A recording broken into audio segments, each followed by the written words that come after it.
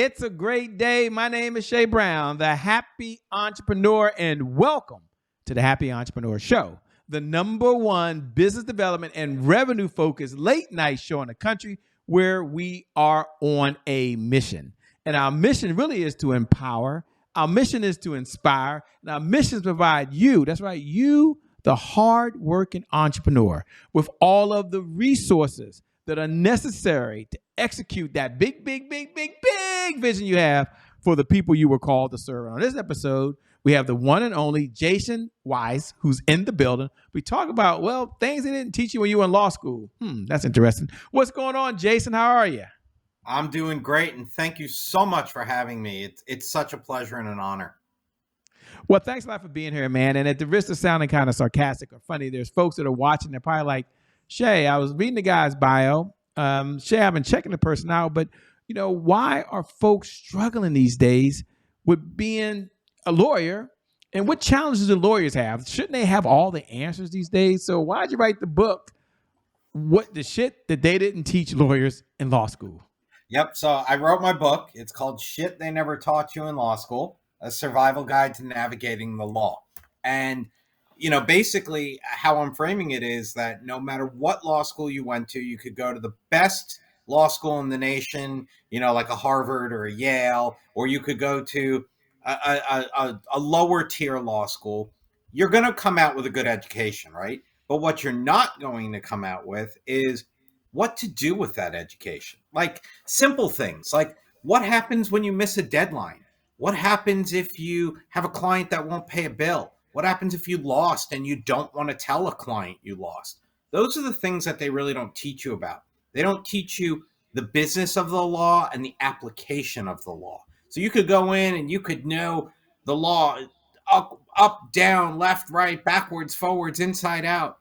But then it's like, hey, I kind of lost. I don't know why, but what do I do? And then you got to explain to the client, like, what's the next steps? So people come to us as lawyers for answers. And what we're taught in law school is we got to give an answer. And I don't completely agree with that. I think you just be open, honest, and you tell them, look, I don't know that off the top of my head. Let me go figure it out. Let me research it for you. Let me get back to you. That's all okay. You don't have to say, oh yeah, this is what it is. That's it. Matter of fact. And they don't teach you that in law school. So as you were saying that, I was thinking, it might just be me, it might be some entrepreneurs out there thinking, whoa, Shay, what he's addressing for lawyers, me as an entrepreneur, when I got started, I didn't know some other things either. So for example, while he works directly with lawyers, and we're going to talk to them, for the entrepreneur to tune in, is listen, that says, well, wait a minute. Does he work with someone like myself? I mean, they didn't tell me what contract to get. I just went online and tried to find one. They didn't tell me the do's and the don'ts. Take a moment and talk to, if you would, the entrepreneur or the small business owner or the person that's out there that's like, I need help. But the funding isn't there to bring someone on full time, dude. How do you work with those type of individuals? How do you help them? That's really the question. How do you help the average entrepreneur who is not an attorney and kind of frightful, to be honest with you? So nothing I'm saying today is legal advice. Nobody's hired me. I'm not the attorney. There's no attorney-client privilege. Now that makes me feel better. I can take a deep breath and I can go ahead and say, a lot of businesses, they want somebody who knows their business. They want somebody who's in there full-time, but they can't pay full-time. And that's where I've developed a little bit of a niche. And I know other attorneys do it, so I can't say I'm the only one that does it. But I kind of feel like I do it a little bit differently than others. My niche is I'll work with a company 5 hours, 10 hours, 20 hours a week, whatever they want. And they know what their budget is going into it. So it's not like one month I'm going to have a bill for $10,000. Next month I'm going to have a bill for $1,000. And then, oh my God, I have a bill for $20,000. I work with my clients. We figure out what we think it's going to be the sweet spot. Oh, I need 5 hours a week from you. Great. That's going to cost you X amount of dollars a month. And that's how we do it. And we revisit it, depending on the client, every 3 to 6 months. Never have I gone to a client and said, hey, I've got to up it. But I've had clients that have honestly come to me and say, Jason, you're doing such a good job and you're giving me so much of your time that we'd like to give you a little bit more. I won't say no, but at the same time, I'm usually pretty good at staying within the budget. And can you, for the person, I might be the only person, Shay Brown, is listening, saying, okay, let's go back first, Shay, to the attorneys that are out there, the lawyers. And you had to say, here's the number one, number two, and number three challenge they have. You start off with rambling a bunch of them out there and said, hey, this is what our sweet spot is. This is what we do really, really well. So if you're out there and you're an attorney, you're listening, and maybe they own a tax firm, right? Maybe they own whatever type of law practice they have, but they're like, wow, I tuned in because he's going to be talking to me, Shay. So get him talking and tell what are the three things that he really does and help someone like myself. It's a loaded question. I get it because you customize it. But if you could just frame it for him, I'd appreciate it. Well, when you mean someone like yourself, meaning like the attorneys that are out there already practicing? Yeah, so we're gonna do two individuals. First, we're gonna talk to folks that are attorneys that have a law practice, they want to grow their law practice and need help. And do you help them get clients? Do you help them get their organization organized? You said a lot of different problems they have, and I just wanted to try to put it into like three buckets. Maybe you help them grow their practice, maybe you help them in their practice, or maybe you help them sell their practice. I mean, I'm just trying to put it in layman terms for me. But what are some things you do? All three. Help All three. grow, Ooh. help manage, help enjoy. That's what it is. Look, most attorneys, as long as they're being honest, they're going to tell you they don't love the practice of law. There's something about it they don't like. They don't like the clients. They don't like the court system. They don't like the support staff. They don't like the people they work for, whatever it is. What I usually try to do is figure out where are the pain points. What is it that we can fix? I worked with one attorney who was in family law, and he never should have been in family law. He went into family law because that's what his parents did. That's what his cousins did. That's what his entire family did. He hated it. Once I introduced him to another area of the law and we explored it, not only did he start loving the law, he opened up his own firm. He's focusing on what he wants, and he is uber successful, both financially and personally. So that's what it is. I help identify where the sticking points are, what the problems are. Look, if you're in an insurance defense firm and your rates are mandatory that they have to be low, and you want to make $1 million a year, unless you bring in the insurance company, you're not going to be making that kind of money. You're going to be billed out at a lower rate, and you take a piece of that, and there's only so much you can do. There are other attorneys and other people on this planet that are like, look, I don't want $1 million a year. I just need $100,000 a year. But I want to be able to hit the gym every morning, go to lunch every day, end my day at 6 o'clock. Well, that's another avenue of the law. Don't be at an insurance defense firm. Don't be at a firm that requires you to have 2,400 billable hours.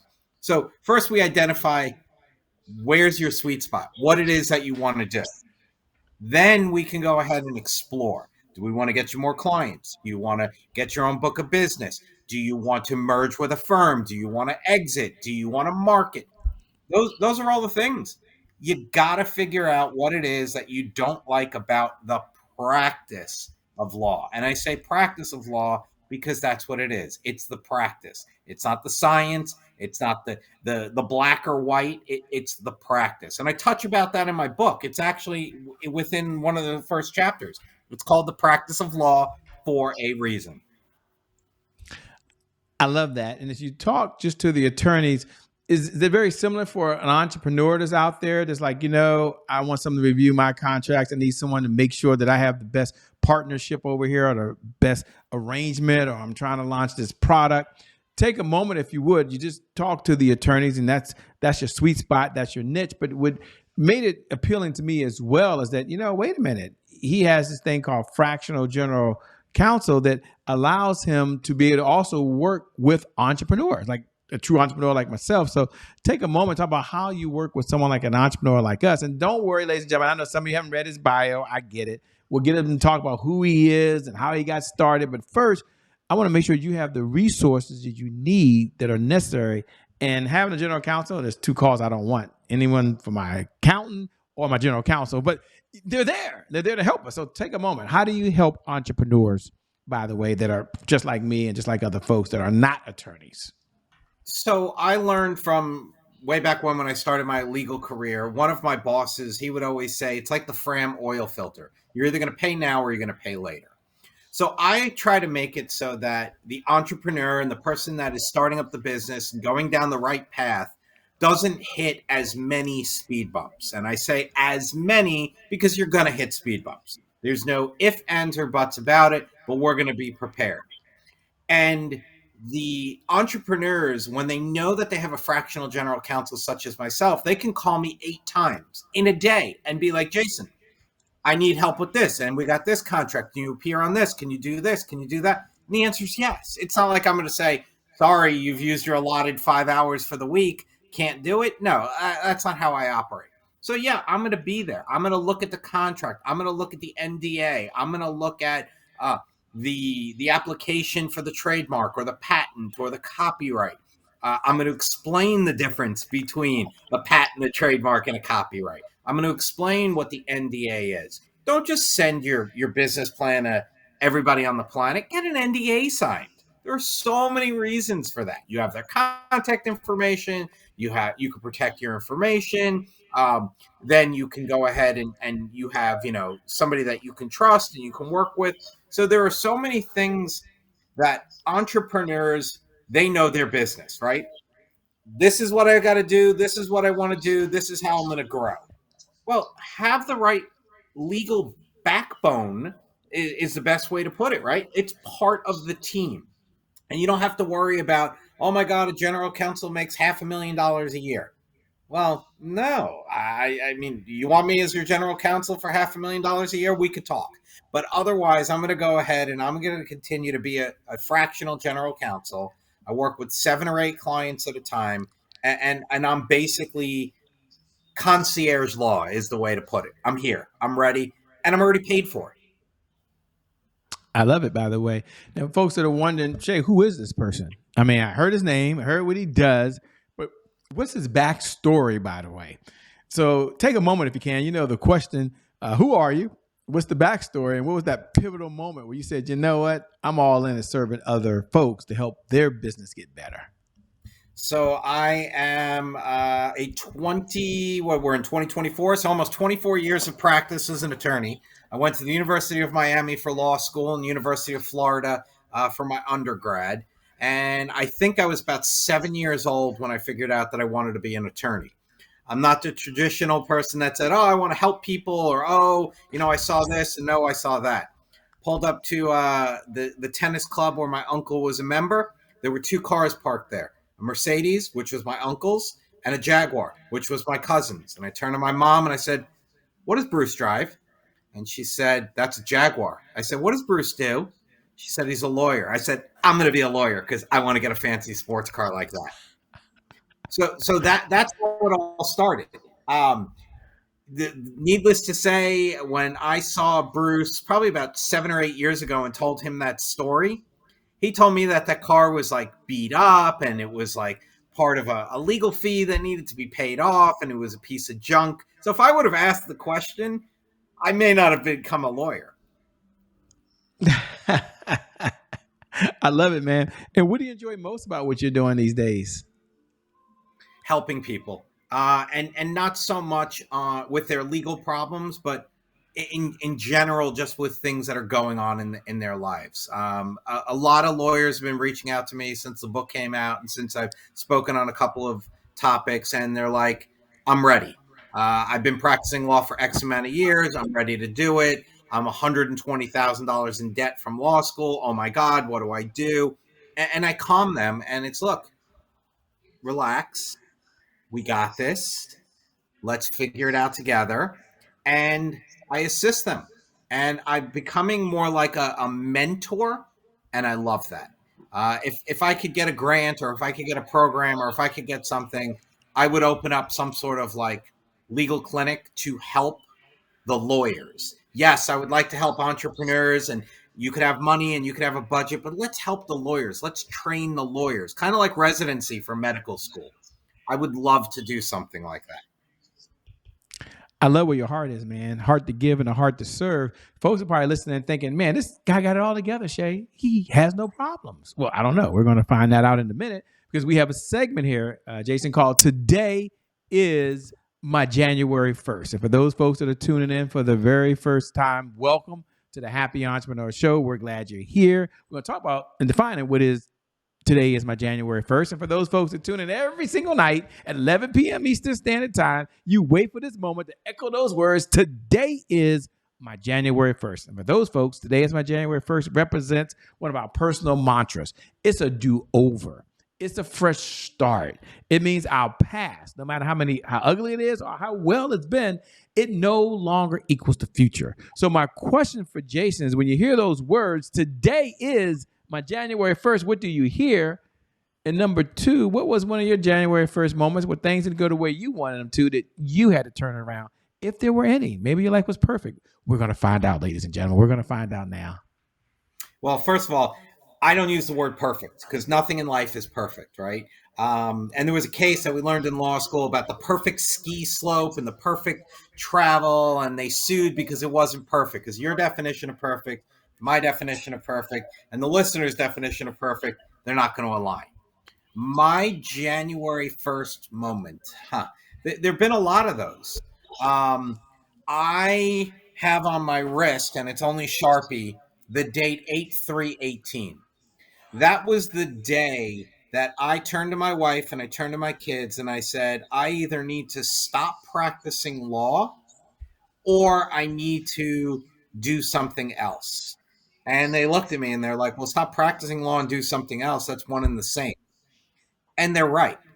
I love the business of law, the teaching of law. The practice of law, not so much. So my January 1 do-over would be to focus more on doing the things I really like and less of the things that I need to do in order to get by, in order to make ends meet, in order to meet deadlines. And that's my big one. My dad passed away a couple months ago, and he was the type that, lived for the day, seize the moment, live in the moment. Like, that was his mantra. And I'm trying to be more like my dad. So if I'm sitting here at 10 o'clock at night saying, can this wait till tomorrow? If the answer is yes, I close my laptop and I go up to bed. If the answer is no, because I got a deadline of midnight, then I get it done, then I close my laptop, and then I go to sleep. Your dad was a smart man, man. My condolences to you. Thanks for sharing that story and being so authentic with us. As you look back and you were talking about your dad, I know there's a lot of lessons you learned. My father passed away as well in 2017, so I can feel it there. What was one of the other lessons you learned from your dad that you would just share with the audience? Maybe it has nothing to do with law. I know there's a lot of lessons you learned. And for those folks that listen, the reason I asked that question is you can take away one of the lessons that he's learned that you can use for the rest of your life. And that's a huge benefit to you that's watching right now. So what's one of the lessons maybe you learned from your father that you like to share? So my dad was not the smartest guy in the room, never the tallest guy in the room, probably never the sharpest guy in the room. But my dad was always the guy in the room that everybody wanted to know. And what do I mean by that? My dad didn't have a mean bone in his entire body. Everybody, when they heard that he passed, had such wonderful, phenomenal things to say about him. He was so kind-hearted. He was a listener. He was a doer. He was a helper. So I think I get that from my dad. I get my neuroses and my need to get things done from my mom, but my dad, it's just being real, right? My dad didn't have a mean bone in his body. And that's something that I'm trying to absorb from his spirit that I feel is looking down on me all the time, to take that deep breath and to remember it can get done tomorrow, or don't be so mean to that person that was mean to you, or don't explode on that opposing counsel. And I take that deep breath and I actually find myself closing my eyes and putting my hands over my face and taking a deep breath and thinking about my dad. Wow, certainly appreciate that, man. Thanks for sharing and being so authentic with us. One of my favorite questions I ask is, of all the lessons you've learned, taking your dad to the side, but of all the mentors you've had, of all the folks you work with, and I believe success is a team sport, you had to share what's one of the best pieces of advice you've ever been given. I know it's a loaded question, but think of one of them that you would want to share with the audience. What would it be and why? So I know exactly what it is, and I wrote about it in the book. I'm not trying to plug the book, but I did Plug the read about book. it. You I can did plug the write book. It's about it in the okay. book. All right. Well, there's my plug for the book. When I was about a year into practice, I became friends with a gentleman named David Block, who's a legal recruiter. And he told me, Jason, you're only as good as your book of business. So what does that mean? That means if my client base will come with me wherever I go, whatever I do, that's my book. And those are the people that I take care of and that they take care of me. You could be the best lawyer in the world and don't have any clients to service, and it does you no good. So if you can go into a room and say, I've got all these clients that are with me, that I help, that I do, that I'm part of their team, that makes you valuable as an attorney. And I think the same holds true for any business owners, right? You own a restaurant. If you have your normal crowd that comes in every Friday night and they order a drink and they have a meal and they do all this, those are your people. If you have people that, they're going to come in for holidays and birthdays and they're going to get to go food and all of that, that's your group. If you're an entrepreneur and you're a startup and you want somebody to invest in your company, that's your book. So what I would tell you to do is develop your book of business. I also call it an advisory board. Go to the people that you want to spend time with, you want to work with, you want to bounce things off of, and that's huge. So it's your book of business combined with your advisory board. I love it, man. I love it. The book of business combined with your advisory board. Point so well said, man. What do you do for fun when you're not out saving the world? I am a father of two teenagers. So I'm out watching my son play lacrosse, out watching my daughter dance.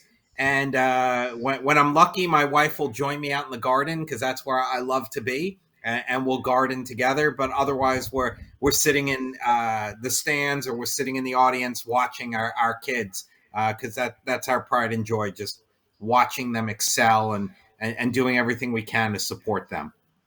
Oh man, how cool is that? The book. Two-part question before we close up. One, where can they get the book? And number two, for the person's like, man, do I have time to read another book? What would you say to that person?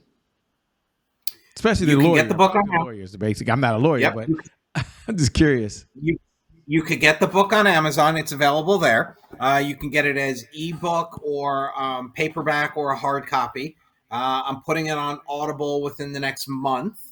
And the people that have read it, lawyers, non-lawyers, they tell me it takes about a 2-hour read. So it's not that difficult. It's broken up into short chapters. There's 18 chapters. So you could go ahead and set a goal for yourself. I'm going to read one chapter a night. It'll be done in 18 days. My gut says they're short enough that you'll probably then make it 2 chapters a night, 3 chapters a night. And then before you know it, book is done. Done. And not only that, last question is, how can folks best connect with you? 2 parts. And describe once again the type of client you're looking to work for. If your firm is looking to take on any, I think you say you're taking 5 to 7 a month of folks you work with. So 2-part question. Number 1, type of client you're looking to work with. And number 2, how can folks best connect with you over and beyond the time that we have here?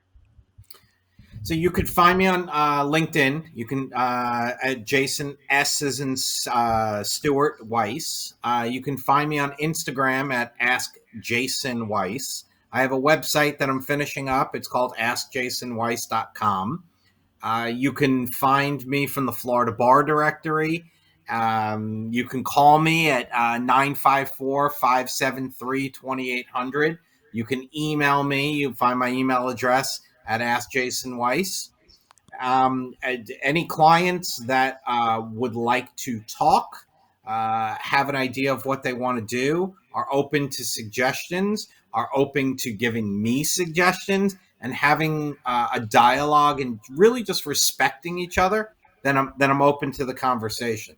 I don't want a client that's going to bark orders at me, do this or else. No, I'll take the or else. I want the dialogue. I want somebody to call me up and feel free. Hey, Jason, how are you? What's going on with your kids? I got a quick question for you. Great. I got a merger. I just got sued. I got a speeding ticket. I'm always open to dialogue. I'm always open to meeting new people. And I'm kind of blunt where I'll say, look, I'm not the right person for you. I don't handle divorce. I don't handle setting up a trust in a state. I am the right person for you. I'm licensed in that state and I can go ahead and assist you. I'm honest. And when I don't know it, I'm going to tell you, look, I don't know, but let me put out some feelers to some friends, to colleagues. We'll get you somebody. Don't worry. Ah, man. Well, once again, let me say thank you for being on the Happy Entrepreneur Show. We appreciate it. I will say, ladies and gentlemen, that he does check his LinkedIn. He does answer his LinkedIn. I was able to meet him through there. So I'm going to suggest at a minimum, schedule time, have a conversation. If it's a good fit, then great, but it's a good use of your time. So thanks a lot, man. I appreciate you being on the Happy Entrepreneur Show. My pleasure. Thank you for having me. And if anybody mentions that, they saw me here, I'll give them, 15, 20 minutes of my time gratis out of respect for you, sir. Thank you so much, man. We appreciate it. And thank you, the viewers. Thank you for tuning in. Thank you for being the person that you are. Without you, there is no show. So thank you for sharing it. Thank you for paying it forward. And I like to share every night at 11 p.m. Eastern Standard Time. I never get tired of saying that you, as you're watching, you're amazing. You're already incredible. If someone hadn't already told you already, you've got so much greatness inside of you. And for you, today is your January 1st. And because of that one reason alone, I believe your best is still yet to come. Your best is yet to come. Your best is yet to come. Thanks for joining. Jason, we appreciate you. God bless everyone. We're out of here. Peace. Bye-bye.